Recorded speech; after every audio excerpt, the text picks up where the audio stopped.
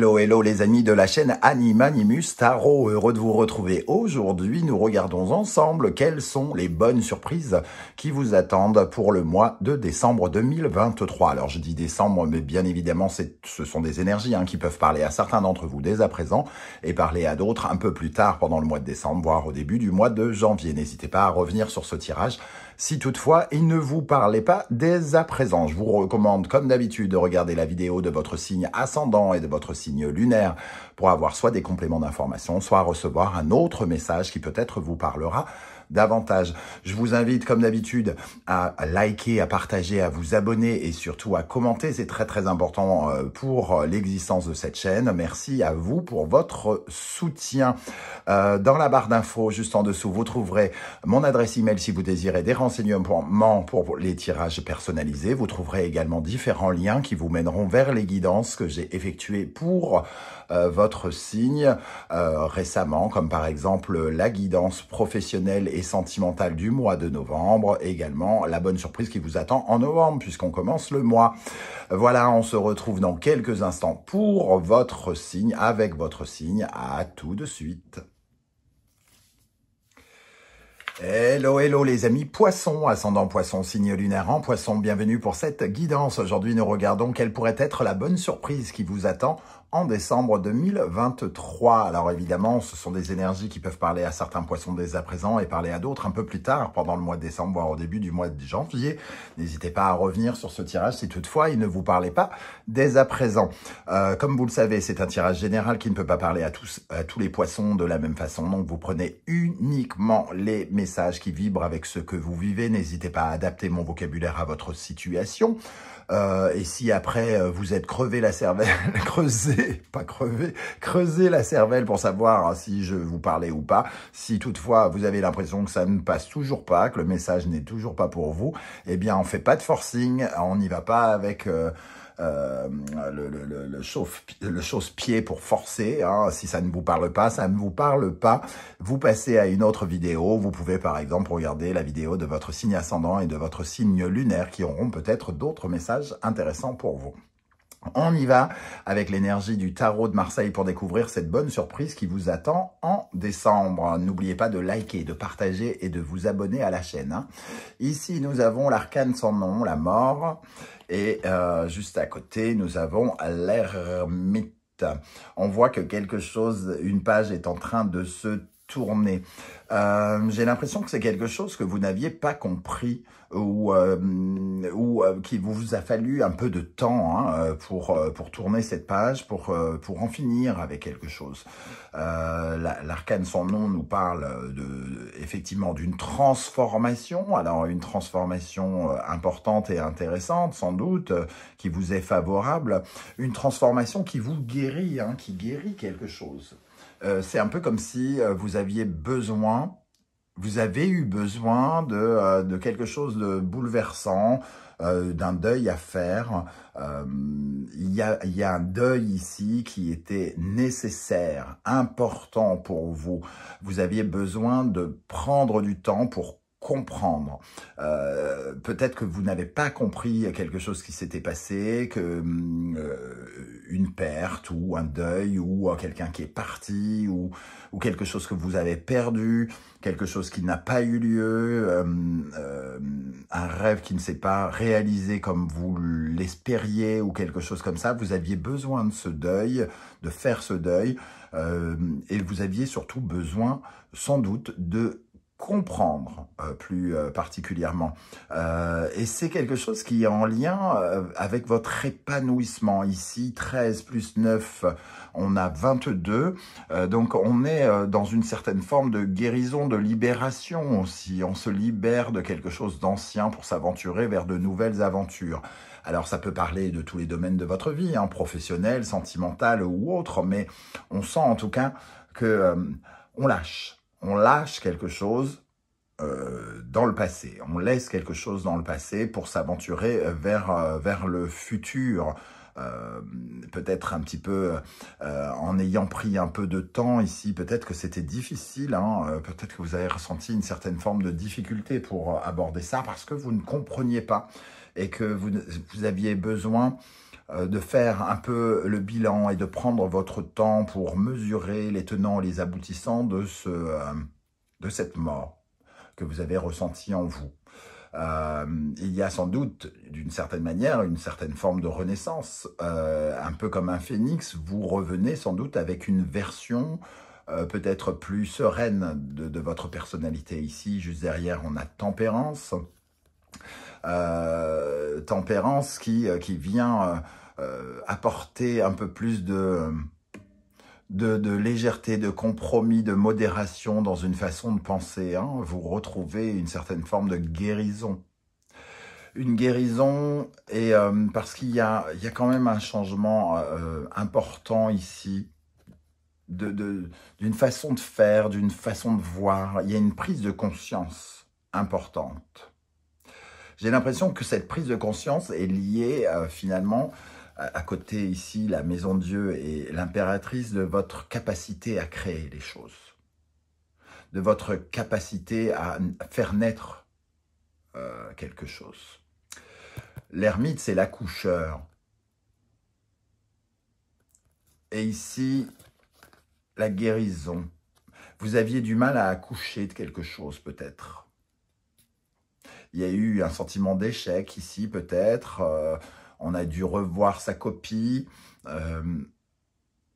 On a dû faire le deuil, peut-être d'un accouchement ou quelque chose comme ça, d'un projet qu'on a accouché. Ça a remis en cause nos capacités à créer, à produire de l'abondance, à aller, comment dire, à exprimer sa créativité.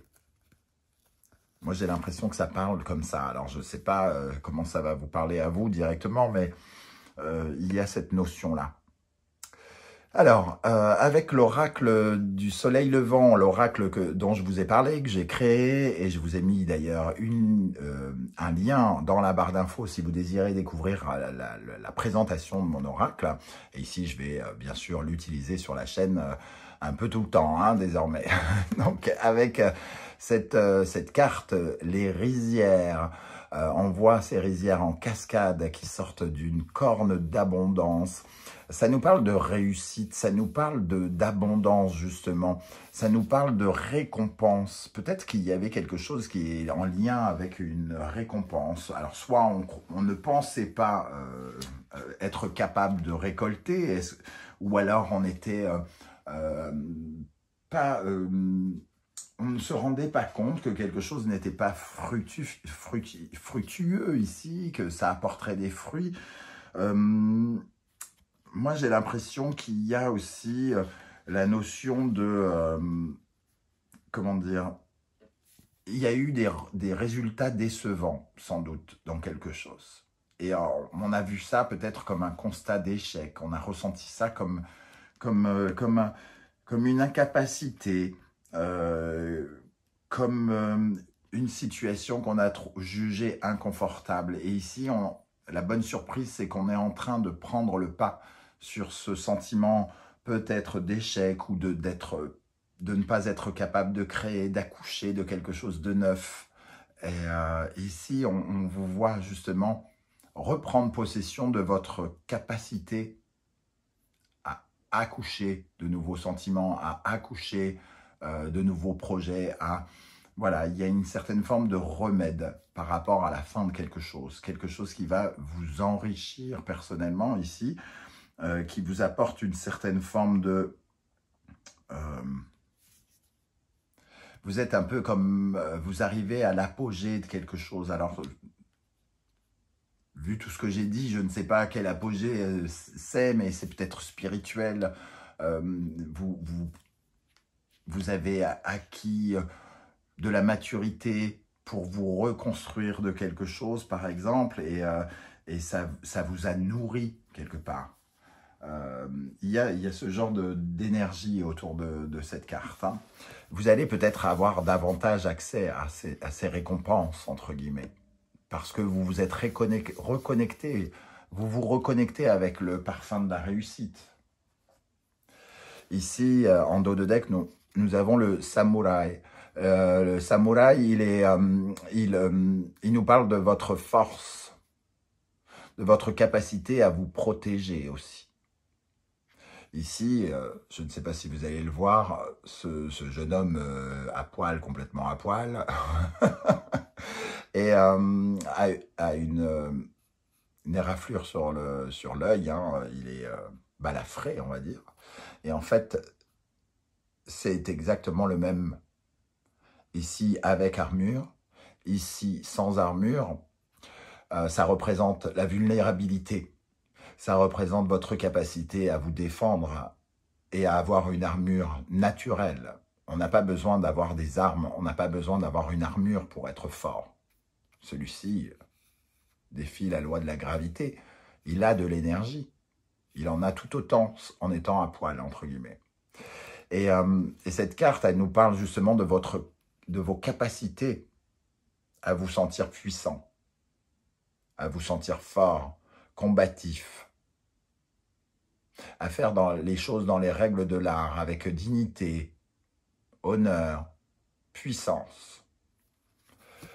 Et on voit derrière l'éventail, la communication, la vague, les émotions, il y a pu avoir des incompréhensions, il y a pu avoir des incompréhensions quelque part, hein. L'ermite a besoin de mettre la lumière sur quelque chose. Et on retrouve la lanterne ici que porte l'ermite. On la retrouve sur cette carte avec ce pêcheur au cormoran qui représente justement la connaissance, la compréhension. C'est quelque chose de subtil, hein. C'est une compréhension de quelque chose qui est presque psychologique, j'ai l'impression. Vous découvrez quelque chose sur vous qui change ou qui doit changer. Avec le tarot Symbolon, nous avons l'énergie du lion, du soleil, du poisson et de Neptune. On retrouve cette lanterne de l'ermite et la lanterne de l'oracle du soleil levant. Ici, c'est mettre la lumière sur certaines vérités, mettre la lumière sur nos illusions, sur ce qu'on ne voyait pas, ce qu'on ne comprenait pas, ce qui était flou, ce qui nous désorientait, ce qui nous a fait miroiter des choses, ce qui nous a fait rêver, que ce soit une personne, que ce soit une entreprise ou je ne sais quoi. Ici, j'ai l'impression qu'on arrête de se mentir, on comprend véritablement quelque chose. C'est la bonne surprise. Alors, c'est spirituel et vous, ça va peut-être vous parler de quelque chose de beaucoup plus concret, mais il y a vraiment une vérité ici qui éclate et qui change les choses. On met la lumière sur quelque chose du passé qui s'est arrêté ou qui va s'arrêter, mais en tout cas, sur ce deuil que l'on doit faire pour se transformer, pour changer. Au centre du tirage avec le Wandering Tarot, nous avons le valet de denier. Donc, on a le sentiment, en tout cas ici, de mettre en valeur différemment ses talents. Le valet de denier, ça représente votre potentiel, hein, votre confiance en vous, et c'est la naissance de quelque chose. La naissance d'un nouvel engagement, d'une nouvelle façon de vous ancrer, d'avoir confiance en ce que vous faites. C'est votre potentiel à apprendre et à avancer aussi, quelque part. Alors, autour de cela, nous avons le roi de coupe, le cavalier de bâton, le 2 de coupe, l'impératrice, la reine d'épée, le 4 d'épée, le cavalier de denier, le fou. Ici, il y a une vraie volonté de construire quelque chose de nouveau, peut-être sur de nouvelles bases, justement, pour que ce soit plus pérenne, plus solide. On a ici le cavalier de denier qui construit doucement, mais sûrement. On a le cavalier de bâton qui s'enflamme et qui a envie de mouvement. Et on essaye d'abord d'ancrer certaines fondations ici pour pouvoir répondre à ses ambitions.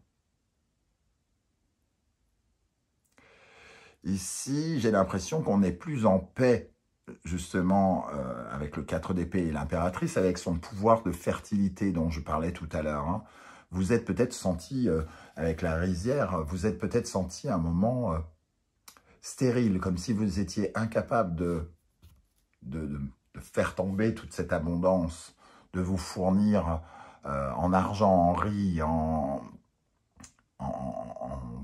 beauté, en je ne sais quoi, en tout.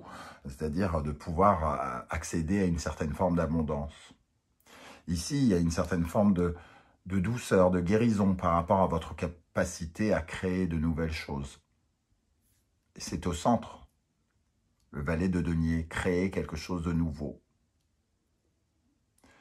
Mais ça passe par le fait de clôturer quelque chose, de comprendre pourquoi on clôture et comment on clôture quelque chose pour aller de l'avant, ici. Et s'aventurer vers de nouvelles choses, de nouveaux risques. La reine d'épée, c'est un petit peu l'ermite ici, hein, c'est-à-dire la lucidité, la compréhension. Alors c'est la compréhension peut-être de nos rapports sociaux ici, hein, nos rapports avec quelqu'un en particulier. Pour certains d'entre vous, ça nous parle d'une personne en particulier, et pour d'autres peut-être d'une façon très générale, une certaine forme de compréhension sur sa solitude peut-être, puisque l'ermite peut nous parler de solitude. Ici, il est question de faire le deuil de cette solitude et peut-être de se réarmer pour rencontrer de nouvelles personnes, pour aller vers de nouvelles collaborations, de nouveaux partenaires, parce que finalement, on sait que ça nous enrichit et parce qu'on ça nous enthousiasme, qu'on en a besoin aussi. Hein. Ok. Avec le tarot des passages. Alors, sur le valet de denier ici. Sur le valet de denier pour les poissons. Qu'est-ce qu'on a au centre pour les poissons?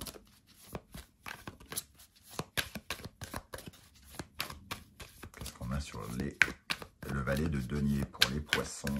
La bonne surprise qui vous attend. Le 4 de coupe.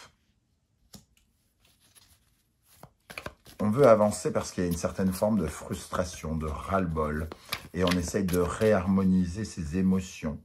Et ça passe par le fait d'être beaucoup plus concret aussi. De poser ses... Ici, on parle de rêve peut-être, on parle d'espoir, on parle de quelque chose qui n'est pas tangible. Et le valet de denier nous dit, il faut faire les choses, il faut poser des actes.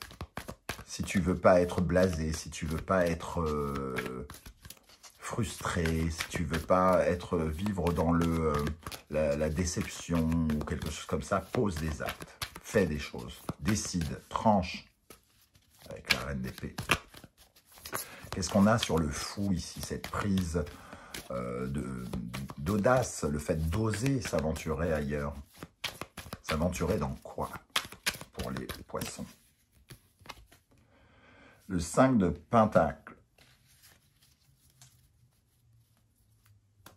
Ça nous parle, le 5 de Pentacle, c'est aussi le deuil de quelque chose de concret, mais ça nous parle aussi du misérabilisme, de la pauvreté, du fait de se sentir seul, abandonné, sans solution.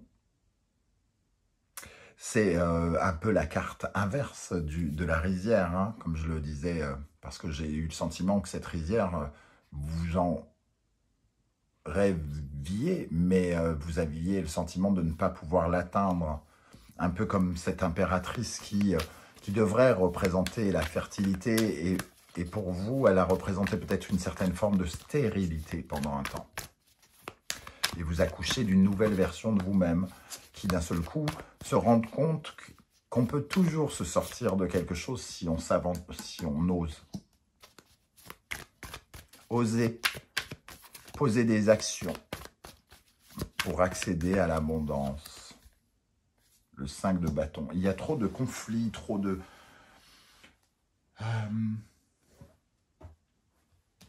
Le 5 de pentacle, c'est de ne pas trouver de solution, de se sentir pauvre. Le 5 de bâton, c'est d'être toujours dans une certaine forme de débat. Je fais ci, je fais ça, je fais ci, je fais ça, je fais ci, je fais ça. un conflit intérieur dans les projets. Lancez-vous. C'est ce que nous disent les cartes. C'est le besoin de se lancer. Hein. Ici, vous allez comprendre que pour terminer quelque chose, il faut véritablement vous lancer. Voilà les amis poissons, comment je ressens ce tirage. Alors je ne sais pas du tout comment ça va vous parler, si ça va vous parler, si ça va vous paraître concret ou complètement starbé, barré et je sais pas quoi. N'hésitez pas à commenter juste en dessous de la vidéo pour que j'en sache un peu plus hein, et que vous me disiez un petit peu comment ça vous a parlé. Si toutefois ça vous a parlé, bien évidemment.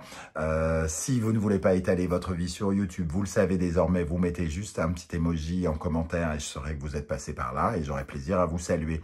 N'oubliez pas de liker, de partager, de vous abonner et de commenter. C'est totalement gratuit. Ça demande 1/1000 de seconde.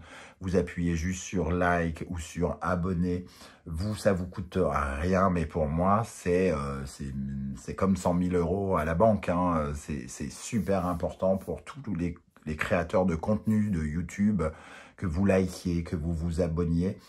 Ça paraît bête, mais pour nous, c'est énormément comment dire, c'est vraiment une récompense importante pour les youtubeurs. Je vous remercie de m'avoir écouté. On se retrouve très bientôt avec une guidance générale cette fois-ci, où on découvrira tous les domaines de vie, des énergies qui vous accompagnent d'une façon beaucoup plus générale. Donc n'hésitez pas à revenir sur la chaîne. En attendant, prenez bien soin de vous les amis poissons. Merci d'être là et à très très bientôt. Ciao, ciao.